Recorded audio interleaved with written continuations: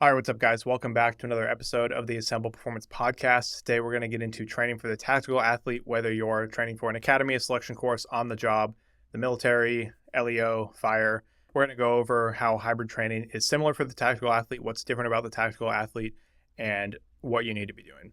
So I work with a lot of tactical athletes actually right now. I have a good amount of people training for selection courses, working on the job, police officers, firefighters, people training for various special operations selection courses, training for boot camp.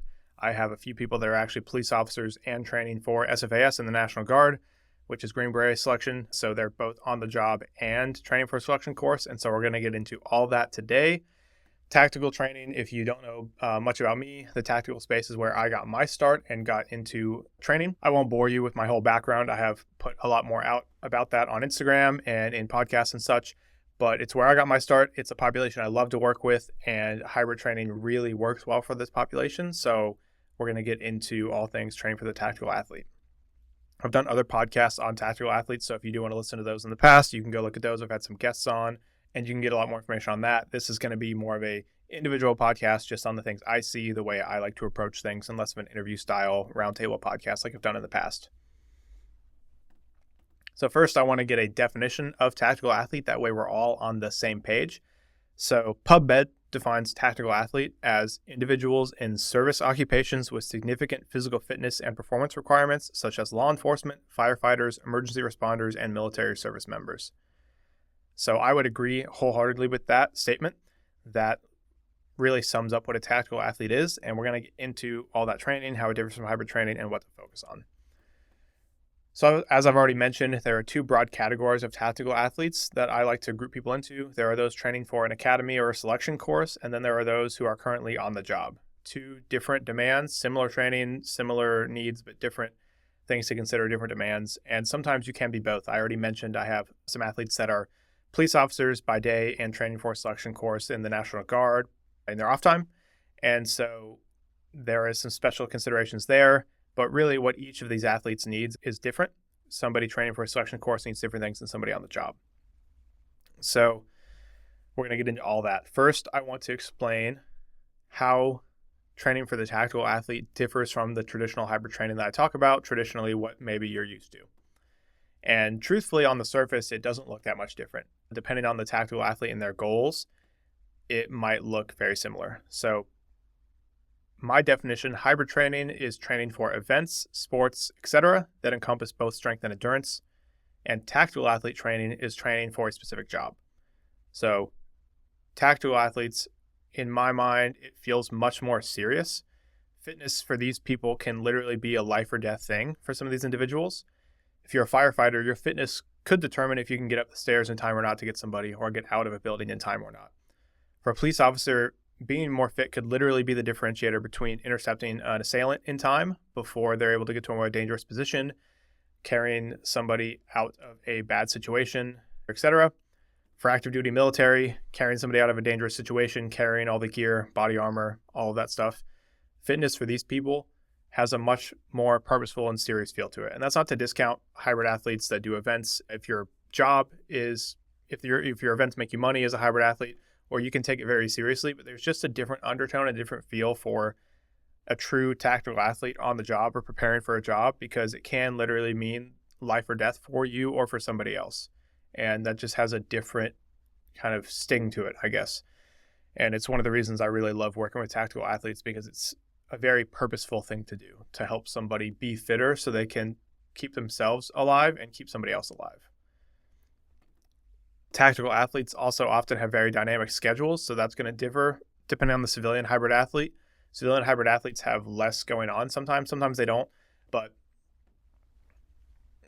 if the civilian hybrid athlete does have a crazy schedule, maybe they're like medical, like a nurse or something, then it might not actually be a big change. But for somebody who has a office job, not to discount their struggles and everything, but it's a little bit easier to plan around that. The tactical athlete have a dynamic schedule that you have to program around, so that's another consideration.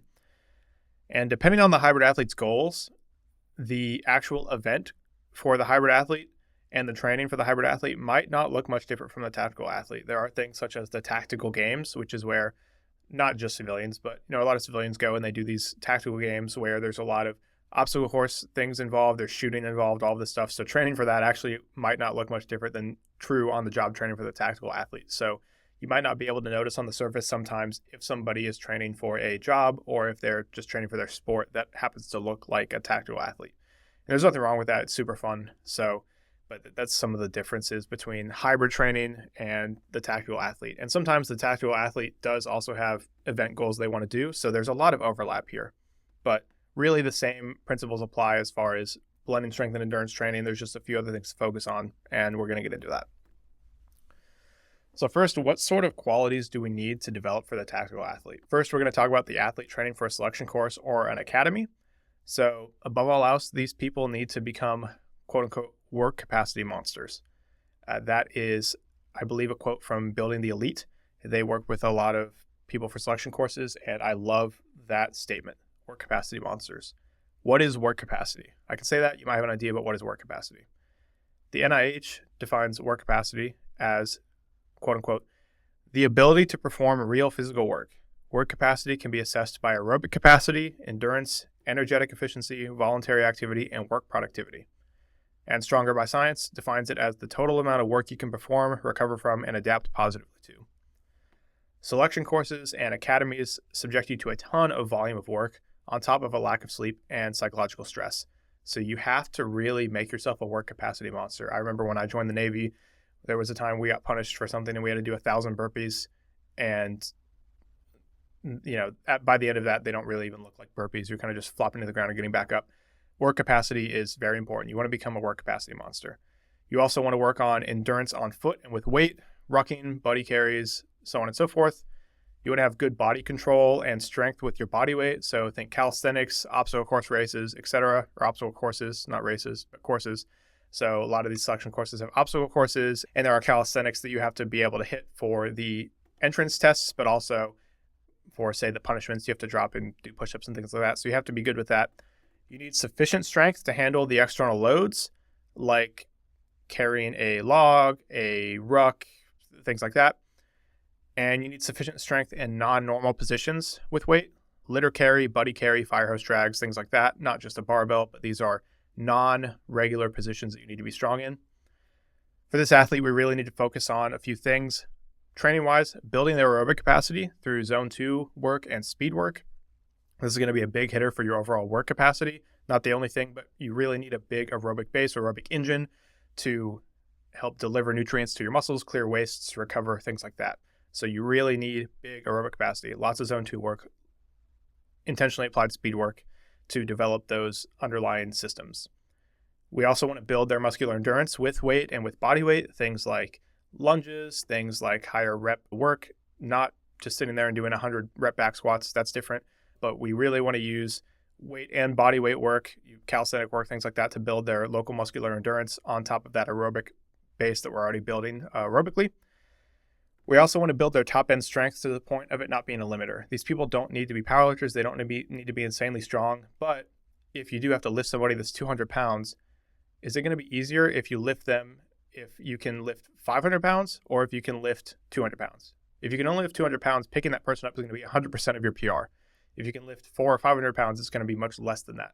So the stronger we can get you, you don't have to be a powerlifter, but the stronger you can get, the easier certain things are going to be because they're going to be a lower percentage of your overall strength capacity, right? Now, the flip side is if you get very strong but have no muscular endurance or no aerobic capacity, you might pick that person up easily, but after 10 yards, you can't keep it up. And so it's all in context, right? Aerobic capacity, muscular endurance are the top two important things. And then you add in that strength on top of that. And then for this athlete, since they're training for a course, a lot of these courses are sufferfests. They're very mental. So potentially adding in some intentional quote unquote sufferfests every so often to test the athlete's mental fortitude. Again, this has to be done intentionally and as smartly as possible so you don't injure the athlete, because that's the last thing you want to do. But sometimes having a gut check in there can be good. I won't say sometimes, I'll say pretty much all the time, as long as it's done correctly and intentionally and not going to injure the athlete. Having some gut check workouts in there are absolutely essential. And if this athlete has to ruck or move with weight, but specifically rucking, because a lot of selection courses you need to ruck, there's the approach that I like to take, and a lot of other coaches I know like to take. I know another coach that trains a lot of people for some very high-level selection courses for special operations, And we've discussed this before. But really, if you want to work on rucking, my approach is to build running endurance and lower body strength first and work capacity. So lower body strength and work capacity. That should be your number one focus. Running endurance, lower body strength, and work capacity. And then rucking can be placed in intentionally every 2 to 6 weeks, once every 2 to 6 weeks, depending on where you're at. If you're closer to selection, maybe more often, to work on the skill of rucking, to work on how it feels to move with things. Again, this is more of a debated topic between coaches who work with the tactical population, but really, I like to focus on the qualities needed when rucking through other means like running and lifting, and then intentionally place that rucking in to work on that skill of rucking. And then as you get closer to, you can add in more and more rucking. And this depends on the athlete. If the athlete can't run, but they can put on weight and do a hard hike ruck, then you might do that more. Again, it's very individual to the athlete, but from a physiological level, if you just want to get better and faster at rucking and you can run, I would focus on running, work capacity, and strength in the gym, and then add in the rucking, again, every 2 to 6 weeks. As you get closer to selection, maybe more often, probably more often, pretty much all the time more often. But especially if you're farther out, then you don't need to be doing a ton of rucking. It's external load on your body. If you don't have the mechanics to ruck well, if you don't have the strength to handle the weight well, if you don't have the aerobic capacity to move well with it, then there's no point in doing it a ton until those qualities are built up, because you're not going to get much better at rucking. It's just going to suck. Now for the on-the-job tactical athlete. Above all else for this person, whether they're a active duty military, whether they're law enforcement, fire, EMS, above all else, we cannot take away from their job readiness. If we kill these athletes in a session to the point where they can't walk, and then they get a call, they have to work later that day, they have to chase an assailant, they're not going to be worth anything to themselves, to their team, to their department, and that puts them in a dangerous situation. And so we really have to delicately balance pushing this athlete enough to where they're going to see adaptation and they're going to have to be sore at some, but not pushing them so much that they can't do their job. Granted, adrenaline and things like this do have a big impact on the job. And so it's not to say you can't perform when you're super sore, because especially fight or flight response kicks in, you can do a lot more than you normally can, but it's a very delicate balance because you don't want to put this person in a compromised state on the job. These athletes may also have a lot of physical and psychological stress from their day-to-day, and that's going to impact their training and recovery. I spoke about this previously in a podcast with Chris Soto and Joe Zubak. Apologies if I messed your name up, Joe. I think that was like a year ago, where we talked about how to handle tactical athletes who have a lot of physical and psychological stress, but their only means of relieving that stress is through training. There are some strategies we talked about. I recommend you go back and listen to that. Joe gave a really good answer on that. But that is also another thing. Sometimes these athletes only have physical means to relieve their stress, or not only, but that's their best way, their favorite way to relieve some stress before they go home or something like that. But they have a lot of physical and psychological stress, and so you don't want them to do so much they can't recover. And so there's some strategies we talked about there.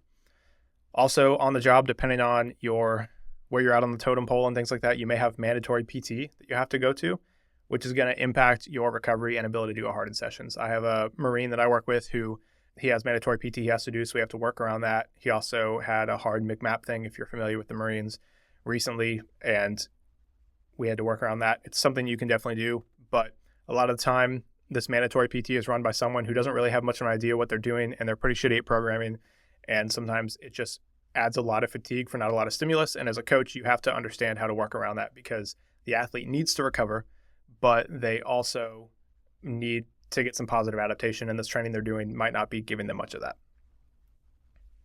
So training-wise for on-the-job tactical athlete, we need to meet them where they're at schedule and recovery-wise. We're going to get into some strategies for that in a minute.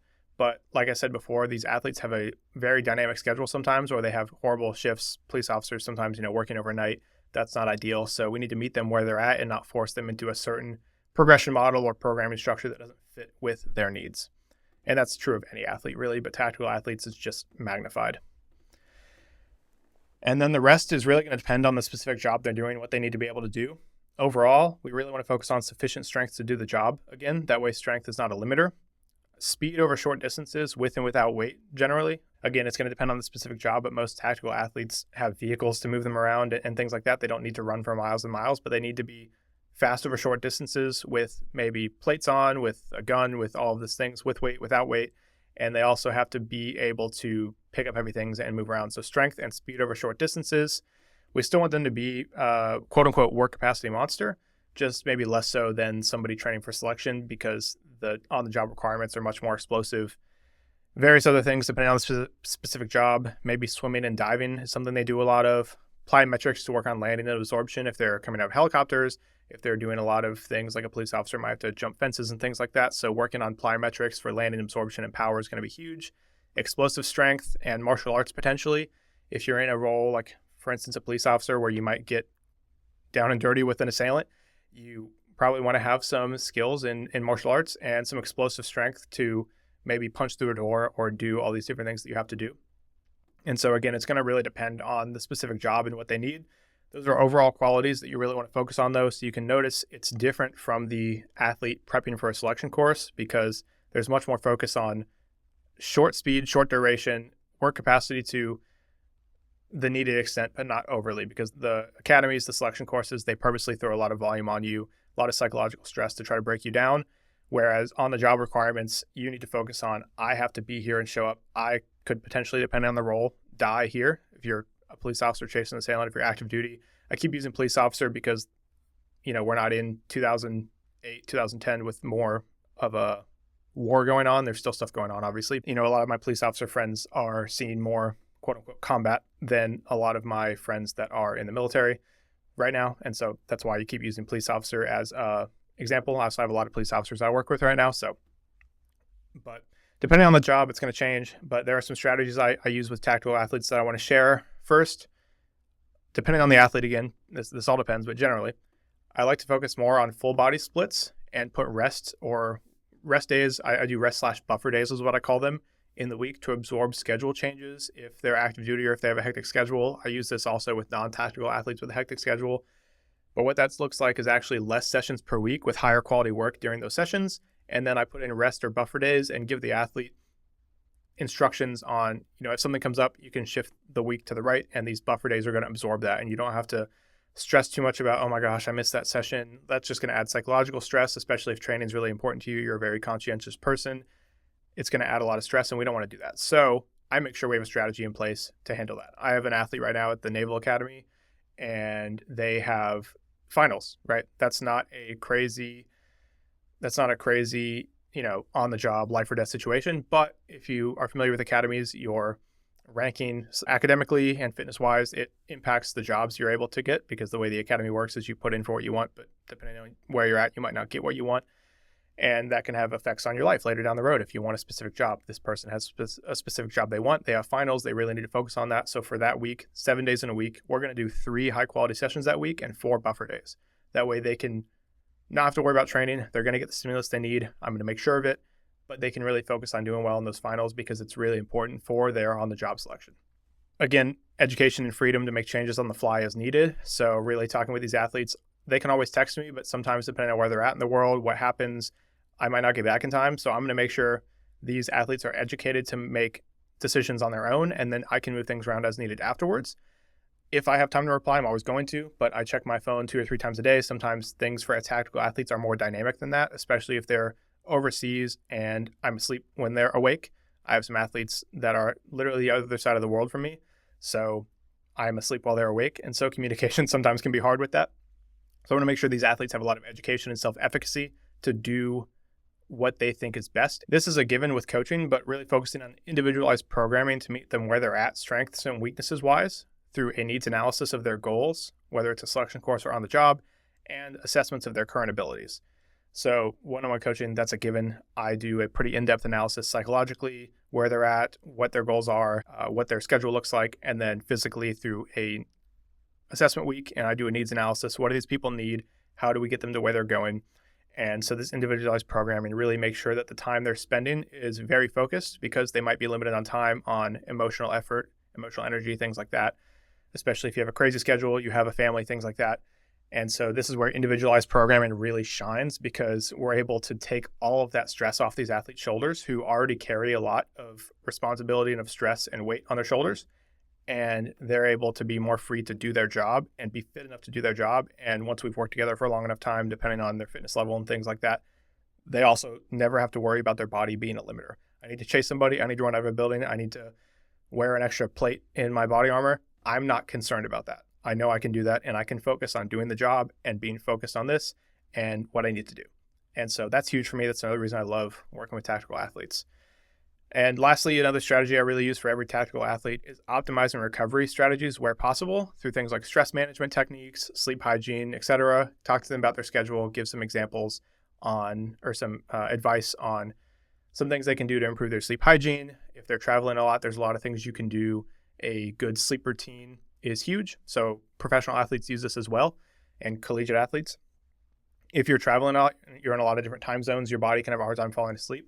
Some things you can do that other people have done: use a different flavor toothpaste at night, use certain essential oils at night, and really create this routine at night. There's a thing called a Pavlovian response. You're probably familiar with it. If not, basically the TLDR of that is Pavlov. He was a doctor. He did studies on dogs. He would ring a bell and feed them. And after a certain amount of time, every time he rang the bell, the dogs would salivate, even if he didn't have food.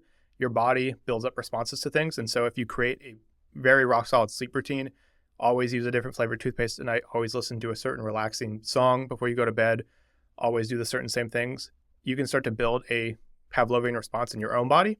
So when you're in a different time zone, your body might not be tired because it's a different time where you're from, but you start working through this routine that you already do, and it starts to trigger your body. Oh, hey, it's time to go to sleep. Will you fall asleep right away? Maybe not, depends on you, but it can at least make it easier to fall asleep. So things like that are huge. Sleep hygiene, stress management. What things can we do to take stress off your plate? I already mentioned one of them, programming for you, so you don't have to be stressed about your programming and your body. But, what's relaxing to you, and some advice on, I'll give some advice on, hey, how can we start to work in some more relaxing things in your life? Maybe I literally program in the week like relaxation day. Sometimes I've done that for some people. So really optimizing those recovery strategies mentally and physiologically where possible is huge for these athletes. So the bottom line for tactical athletes is you face huge demands physically and psychologically for your job or training for your selection course. And you need to make sure your training is set up to be exactly what you need it to be, precise, to be efficient, and take that stress off your plate and get you the things you need to get. One last thing I do want to touch on is the diesel versus the race car theory. A tactical athlete needs to be able to run on diesel. They shouldn't be a race car that can only run on high octane fuel. They need to be able to run on a lot of things. And so there is merit to some of these athletes saying, I don't need individualized programming. I don't need this certain program. I just need to be like a diesel truck and be able to run on anything and just like work through. And that's great.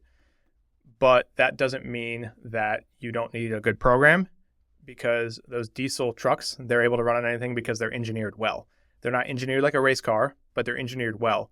And so when it comes to a program, you need a good program, whether it's individualized programming, whether it's just a off-the-shelf program, whether your friend who's in a bachelor's for kinesiology or exercise science makes you a program, whether you just get a program from your maybe human performance people at your shop or wherever you're at, right? You need a good program because you need to set yourself up for success. So you can't be that diesel truck when you need to be, because if you're just beating yourself into the ground week after week, you're really tough. You're an animal. You're really tough. You can do that for a long time, maybe even, but you're going to hit your breaking point at some point. And we don't want to do that. We want to maintain that diesel engine. We want to maintain that truck, the body of the truck, the structure of that truck. That way it can continue to perform well and eat shit when it needs to. But just because you need to be able to eat shit when you need to, both actually eating and then, metaphorically eating shit, doesn't mean you need to do it all the time to prepare for it. It's important. I already mentioned doing some gut checks, doing some things like that. You can work into your training some hard things where you have to eat shit to test yourself, but you're not going to build up a very resilient capacity to eat shit by doing it day to day to day, because you're going to burn yourself out. So this is kind of a sidebar that just came to me as I was doing this outro, but you really need good programming to build up your capacity to eat shit.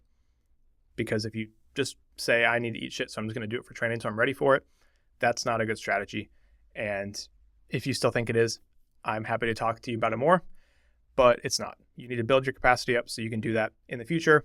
But I'm definitely not going to say you don't need to do that. You need that ability. You can't be the person who always needs 8 to 9 hours of sleep, always needs all these things, because as a tactical athlete, you're not going to get those things. But because you're not going to get those things doesn't mean you shouldn't get those things. You can't train to be sleep deprived. You need sleep. There is some intentional, I used to do it too every once in a while, very intentionally placed in like overnight workouts with friends and things like that to test myself, but it was very intentionally placed in before a few rest days in a row to recover, and it was not great for my health or performance. It was actually detriment, but it was a good gut check. And so I just wouldn't do that often or all the time. So with that said, if you have more questions, if you're a tactical athlete, you're training for a selection course, you have more questions, you can DM me on Instagram, send me a email. That's all going to be in the description below. Definitely go check out some of the other podcasts I've done with Chris Soto and Joe Zubak on tactical athletes. They are both in the space and both very smart coaches and have a lot of great things to say, hence why we did the roundtables with them. So definitely go back and listen to those.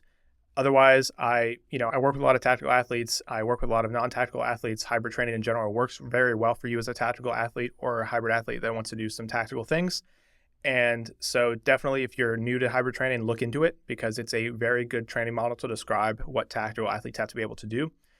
Otherwise, if you enjoyed the podcast, definitely subscribe, leave a review, rating a review, comment below if you can, and definitely send to a friend if you think they'd benefit if they're a tactical athlete. If they're thinking about joining something, send to a friend. And otherwise, I will see you guys in the next episode of the Assemble Performance Podcast.